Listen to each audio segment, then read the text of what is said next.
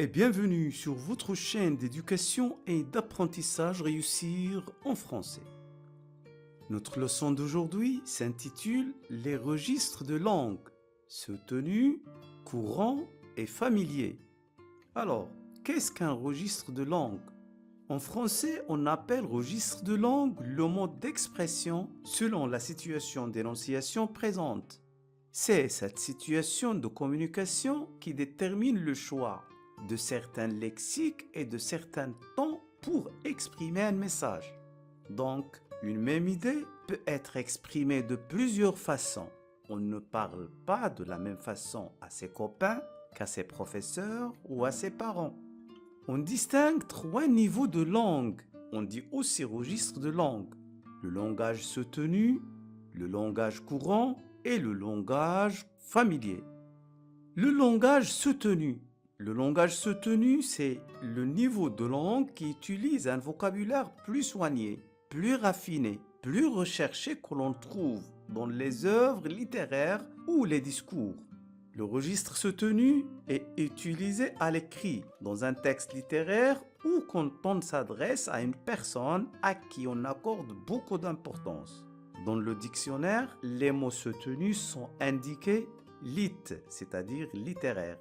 Le langage soutenu se caractérise par, au niveau du vocabulaire, l'emploi d'un vocabulaire littéraire, poétique, riche, recherché, très précis, c'est-à-dire l'emploi des mots qui n'ont qu'un seul sens. L'emploi des mots qui sont choisis en fonction de leur valeur évocatrice, de leur rareté ou de leur pouvoir de suggestion.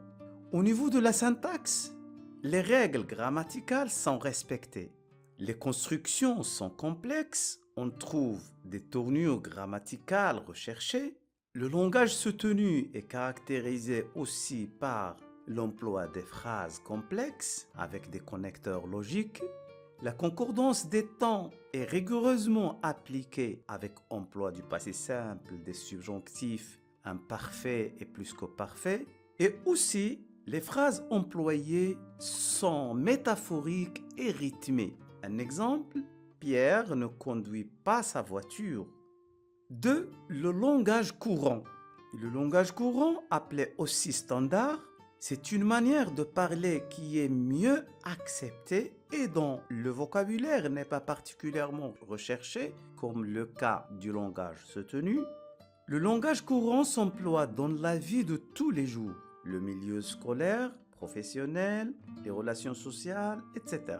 On distingue le langage courant au niveau du vocabulaire, l'emploi d'un vocabulaire simple, usuel, c'est-à-dire des mots compris par tout le monde. L'absence de termes recherchés ou spécialisés. Au niveau de la syntaxe, les phrases complexes, simples, coordonnées, relatives, subordonnées de temps, de cause, etc. L'enchaînement des phrases est soigné. Les règles de la grammaire sont respectées. L'utilisation des temps simples de l'indicatif, passé composé plus que parfait, subjonctif présent.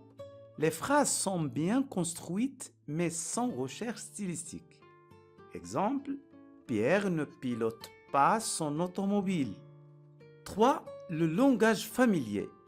Le langage familier est un registre très fréquent à l'oral, mais aussi à l'écrit. Il est employé surtout à l'oral avec des copains ou des proches. Le langage est relâché avec des fautes, des gros mots ou des vulgarités. Les règles de grammaire de la syntaxe ne sont pas respectées. Donc, le langage familier se caractérise par, au niveau du vocabulaire, la présence d'un vocabulaire souvent relâché, parfois vulgaire ou grossier, un vocabulaire jargonnant, des abréviations, etc. Un vocabulaire de la vie quotidienne, des termes familiers, parfois argotiques.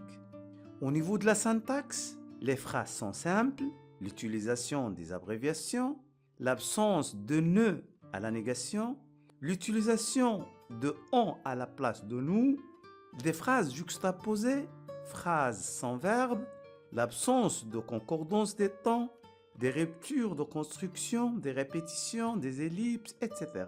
Exemple, Pierre, il conduit pas sa bagnole.